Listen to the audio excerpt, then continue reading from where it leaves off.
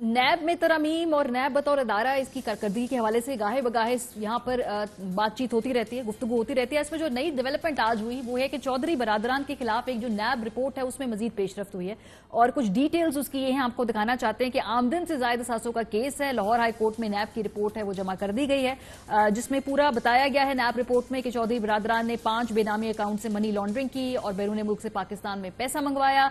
1985 में चौधरी शुजात और अहले खाना के 21 लाख के असासे थे। 2019 में 51 करोड़ 84 लाख से तजावज कर गए। ये जो रिपोर्ट जमा कराई है नैब की जानिब से, उसमें कहा गया है कि मुस्लिम लीग काफ के सरबराह और उनके बेटों ने अपनी ही कंपनियों को 1.5 अरब के कर्जे दिए हैं और उनकी जो वेल्थ है उसमें असासों में 4 अरब का इजाफा हुआ है कमो बेश, इस नैब रिपोर्ट में कहा है, जिसमें गाड़ियां भी हैं, जायदाद भी है और ये भी कहा है कि चौधरी बरादरान आमदन से जायद असासों के बारे में बताने में नाकाम रही। जैसे ये रिपोर्ट आई है उसके कुछ घंटों बाद जो तर्जुमान है चौधरी बरादरान के, उन्होंने नैब के बयान पर रद्द-ए-अमल दिया। कोशिश की कि हम खुद लाइन पर ले लेते किसी को PMLQ से, लेकिन अभी वो उस पर स्टेटमेंट दे नहीं रहे। अपने तर्जुमान के जरिए उन्होंने जो स्टेटमेंट दिया है ये है तो वैसे काफी डैमनिंग, खास तौर पे जबकि वो इत्तेहादी हैं हुकूमत के खुद। उनका कहना है कि नैब का इदारा सियासी इंजीनियरिंग के लिए इस्तेमाल हो रहा है।